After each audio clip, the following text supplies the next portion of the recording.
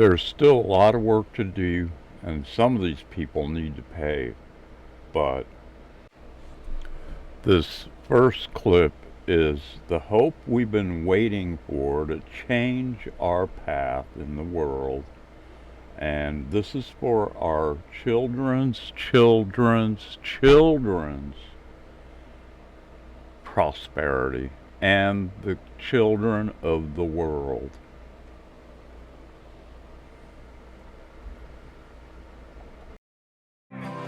What will we do with this moment? How will we be remembered? Look at the opportunities before us. This election really isn't about the left versus the right. It's about we the people choosing our government and the choice between freedom versus tyranny. Nobody has a chronic disease burden like we have. Why are we allowing this to happen to our children? Ultimately, the only thing that will save our country is if we choose to love our kids more than we hate each other. What is going on here is deeper than politics. It is deeply spiritual. We are being called to rise above the hatred and the fear and the evil. We need to remember above and beyond that we must love our neighbors, that we must treat other people as we hope to be treated. You want to be a rebel? You want to be a hippie? You want to stick it to the man? Show up on your college campus and try calling yourself a conservative. America is going to reach heights that it has never seen before. The future is going to be amazing!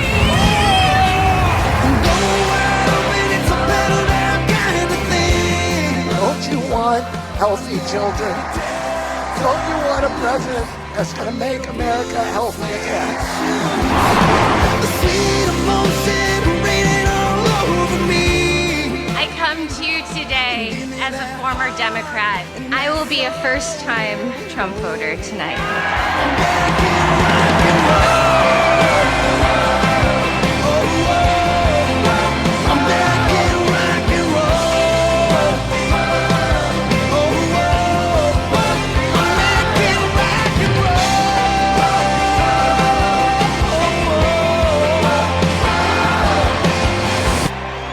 The people dreamed this country, and it's the people who are making America great again.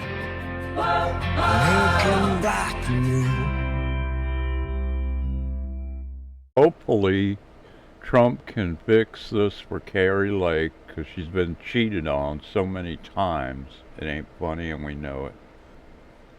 And here's another thing. I want my grocery products to look the way they're supposed to. None of this bullshit that they've changed. And yes, they need to fix this tax thing about people that are retired. They shouldn't have to pay any more property tax, let alone the high insurance.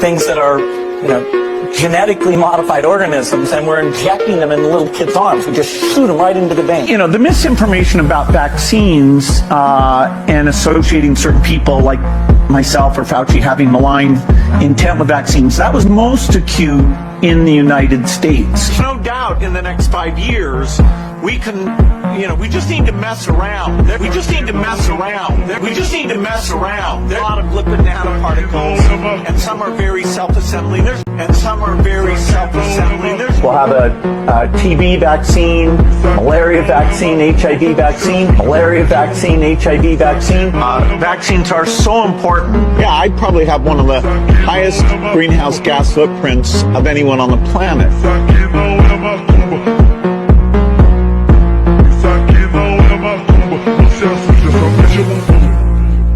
Normalcy only returns when we've largely vaccinated the entire global population. You know, we'll have to prepare for the next one. That, you know, I'd say is, will get attention this time.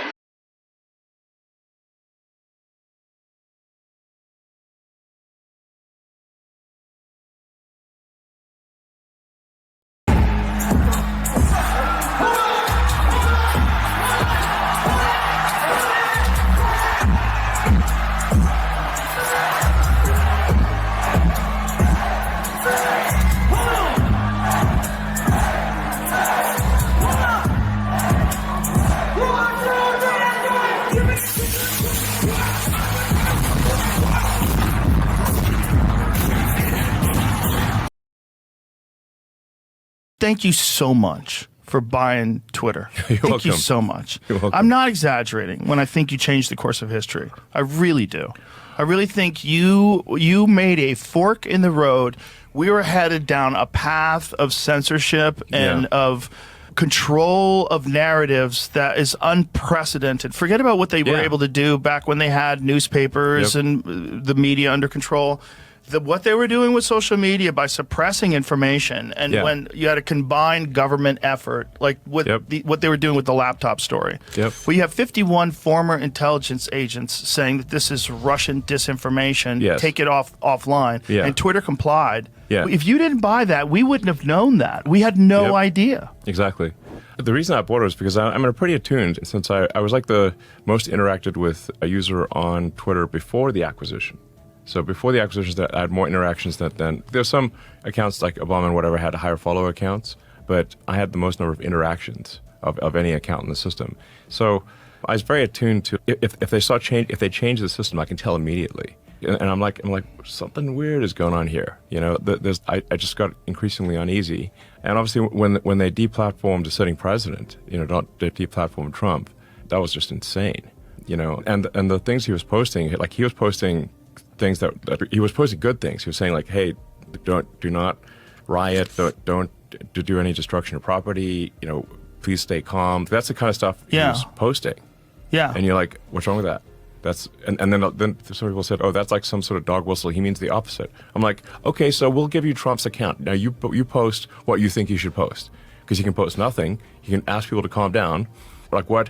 It was insane. Like it didn't make any sense. Well, it's completely illogical when you say it's dog whistling to tell his followers to not be violent. That's crazy. And crazy. That's crazy. Crazy. Don't you think they will listen to him? Yeah. Isn't that the whole point? They listened to him and created violence in the first place? That's what you think. That's what you're accusing him of. Right. And then there's the fact that we know that there was agents in the crowd that were agent provocateurs that were encouraging people to do illegal shit. Yes. We know that for a fact. This is not that. It was always the big Alex Jones type tinfoil hat conspiracy theory, because Alex proposed that back at the World Trade Organization protests. I believe we're in Seattle in the 90s. and they sent in agent provocateurs, started smashing things, lighting things on fire. Now all of a sudden a peaceful protest is no longer peaceful. Right. They move in the cops, they shut everything down. They had it set up where it was a no protest zone, where you couldn't even have a pin that had the WTO with a red line through it. They wouldn't let you go in through to go to work. So you couldn't protest, you couldn't exercise your First Amendment rights. You couldn't even have a peaceful protest, a fucking sticker on your car. You couldn't have that. It's crazy. It is crazy.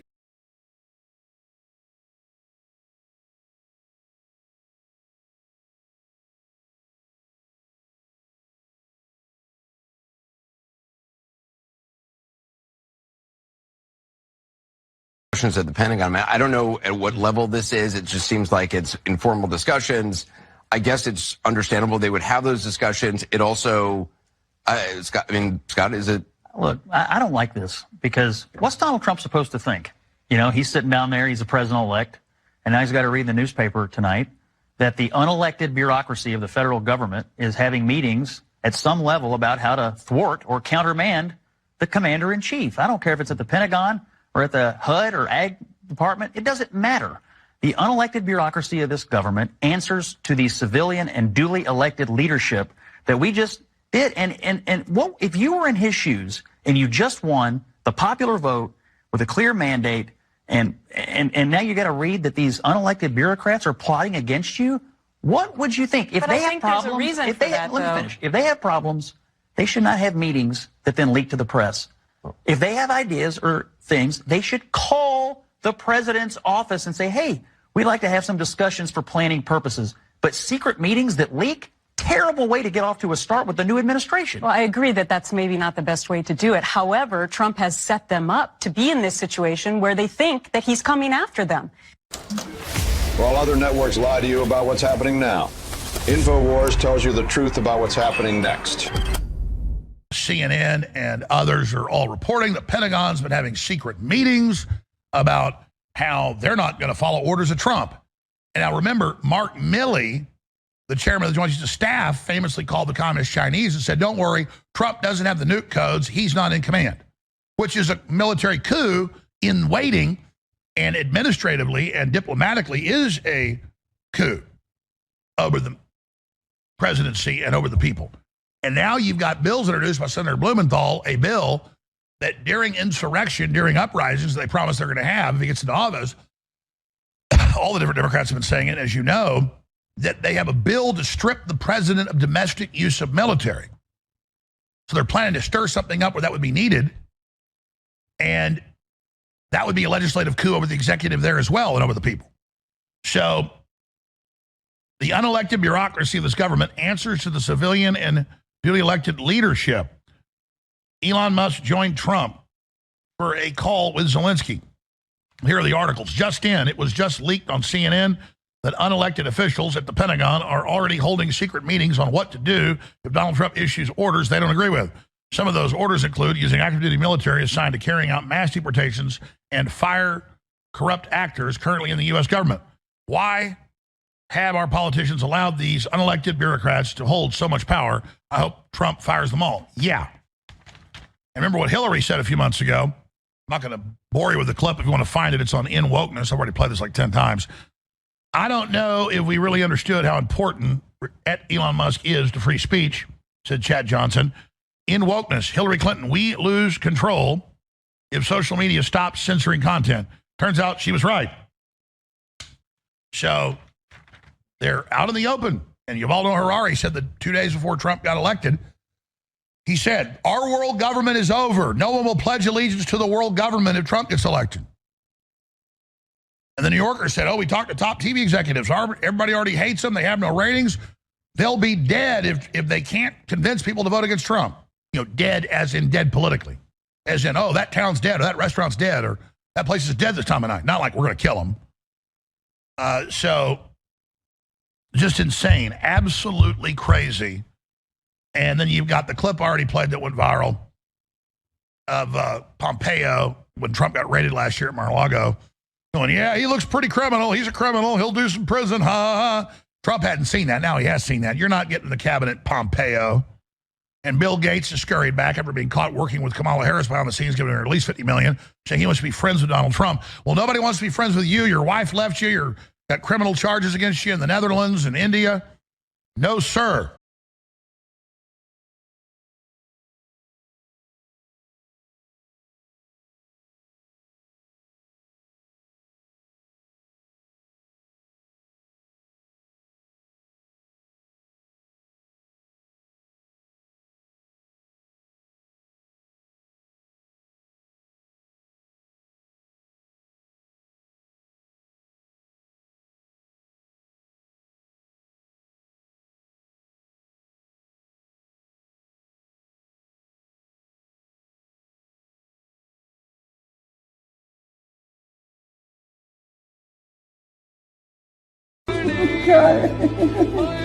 Dude, grab the tail. Yeah, grab the tail.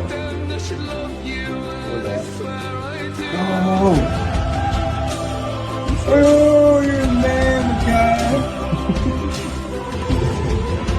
That snake's gonna be pissed. Look how big that thing is. Oh my days. Look how big that snake is.